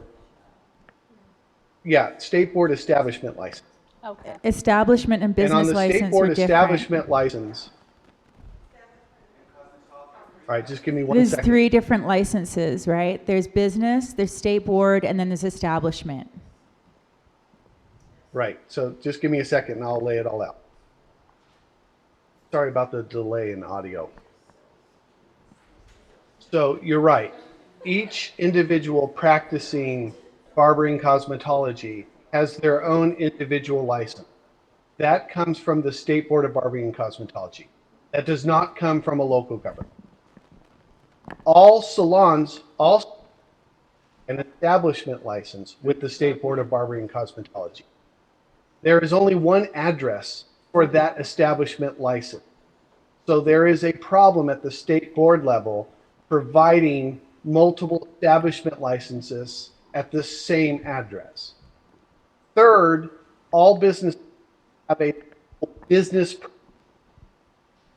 that is given by the city or county that they're located. So those are kind of the 3 business license / permits that are in play. So Fred, are you Right saying... now, the state board does fall. Yep. So Fred, are you saying that if Go ahead. AB 5 passes, that would force a change to the regulatory structure such that there could be different establishment licenses at one address? Or are you saying that it's not going to be a requirement that they have separate establishment licenses? Yes, and I'm sorry, this does get a little bit confused. And that is why my organization was pushing for a separate booth rental permit promulgated by the State Board of Barbering. That language was removed from Assembly Bill. It states that each booth renter will have to receive their own separate business permit from the local municipality, not from the State Board of Barbering and Cosmetology. Now, I can tell you, we will continue to advocate for a separate State Board of Barbering and Cosmetology booth rental permit, but that is not in Assembly Bill 5 right now. So under the law now, is each stylist as a tenant required to have their own establishment license? In addition to a business No. license and a cosmetology license. 3 licenses for a renter. No. No. So just business and cosmetology are required by a tenant. Yes. And the owner or the landlord is the one that has to have the establishment license. Correct. Great. What's that? Will that change in January? No. The only change in Assembly Bill 5, assuming it becomes law, it will require each of those booth renters to get a local business permit. We were under the impression They that will have to have their individual license. we were under the impression that even as a commission stylist or a booth renter previous, you were or maybe not commission, but as a booth renter previous, you were supposed to have a business license already through the city or county. Yes. Okay. Yes, that would be my argument, and it has been for years. Great. Thank you.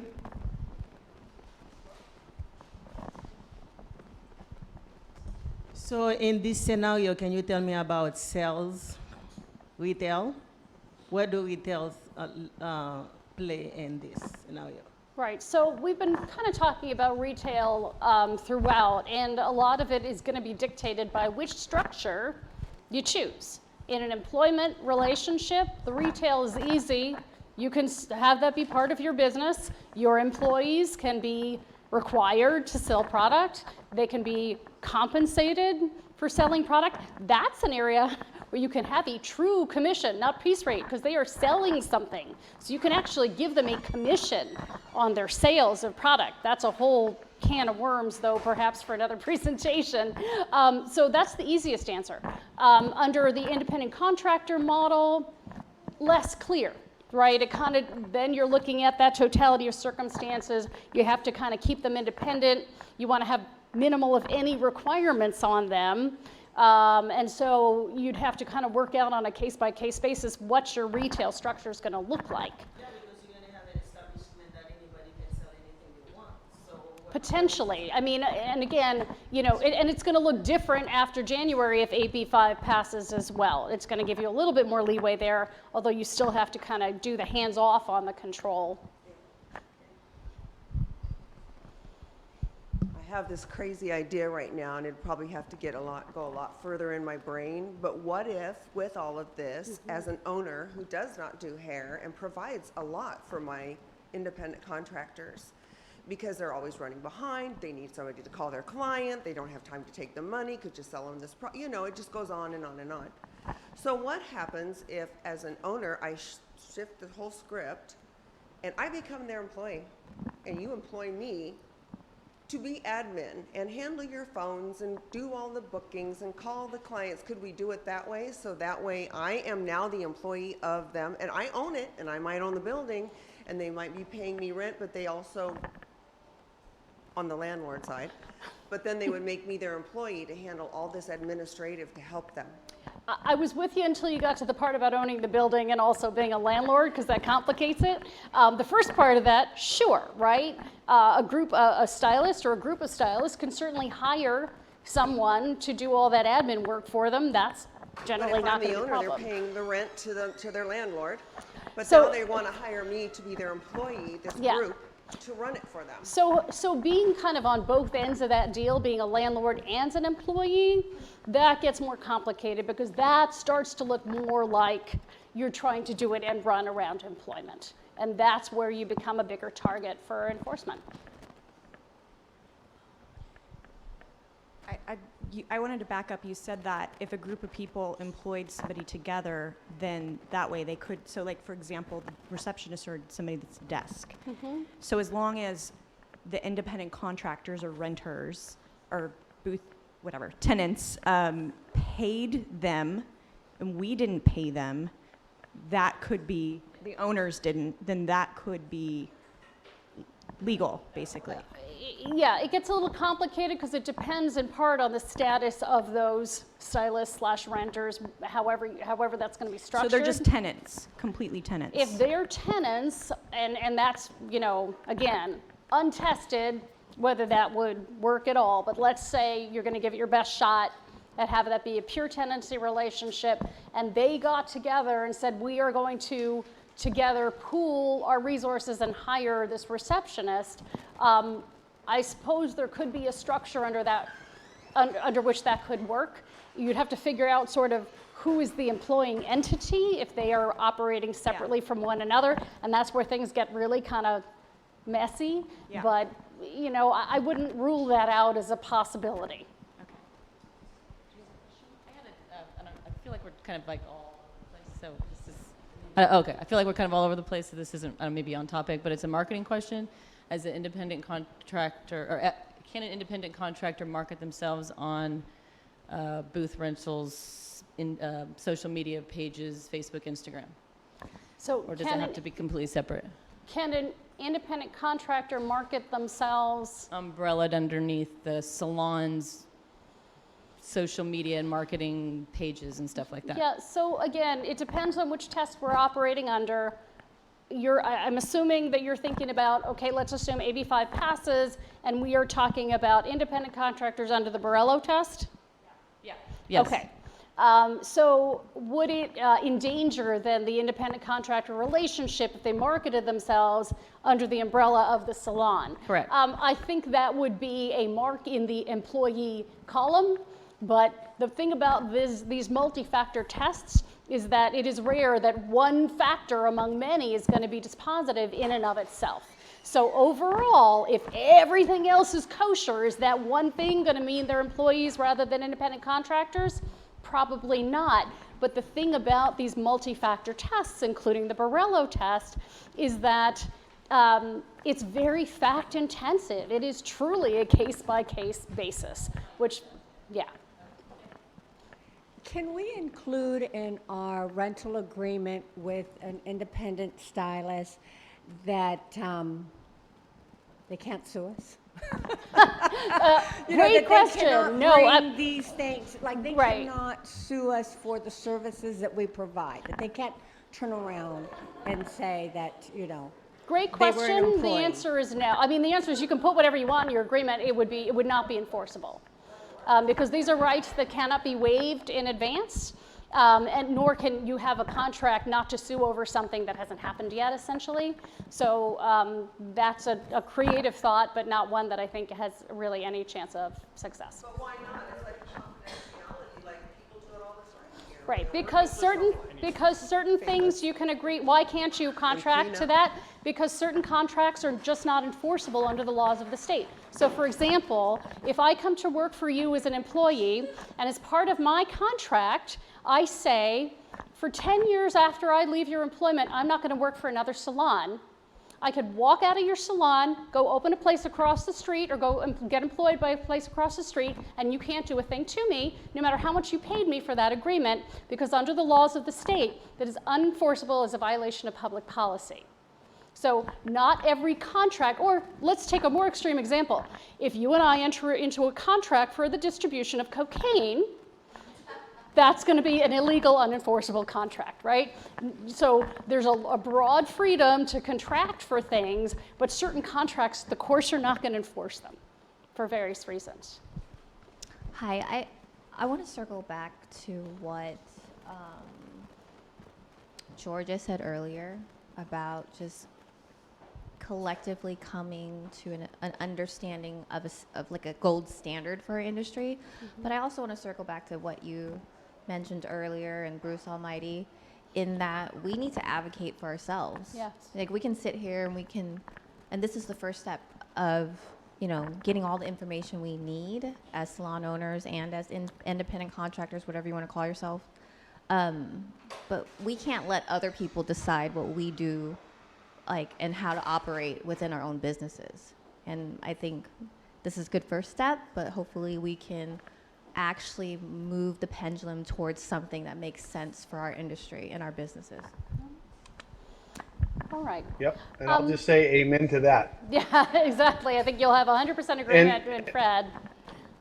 And keep in mind, there's over 620,000 individuals licensed by the State Board of Barbering and Cosmetology. We are a huge industry. And when we decide to train our sites on a specific issue, believe me when I say our elected representatives listen. That's why, frankly, we are included in this Dynomax exemption bill, Assembly Bill 5. But it has to start first with clarity. You have to know what the law and therefore how to engage. Well, and That's it. I'll, if I can add to that, you know, if you, I know this is not like a, you know, happy fun time presentation because it has very serious implications for everyone in this room. But think about this in terms of your legislative power, your political voice. You all achieved something that the behemoths of the gig economy could not. Uber, Lyft, you know, DoorDash, all of these tech companies that rely for their business model on independent contractors, they tried to get an exemption in this legislation. They were all lobbying for it, and if you read the news, you know, there were stories about that, and they did not succeed. So you all got something that they could not. So I have one wrap-up question, and then I have one here that I need to ask, and then you can ask her after we're finished up, and that way we can wrap up. Okay.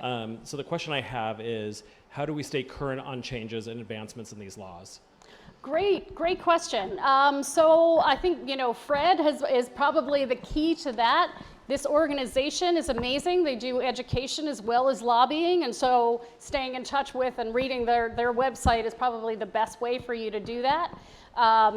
And, you know, watching the news, there's also, if you really want to get into like a geek town and get into the weeds on this, if you Google AB5, the California Legislative Tracker will pop up. And you can bookmark that, and you will know, you can keep checking and see every time it moves through another hurdle in the process, you can track it that way as well. Yeah, and if I could just jump in. The Professional Beauty Federation of California's website is located at beautyfederation.org.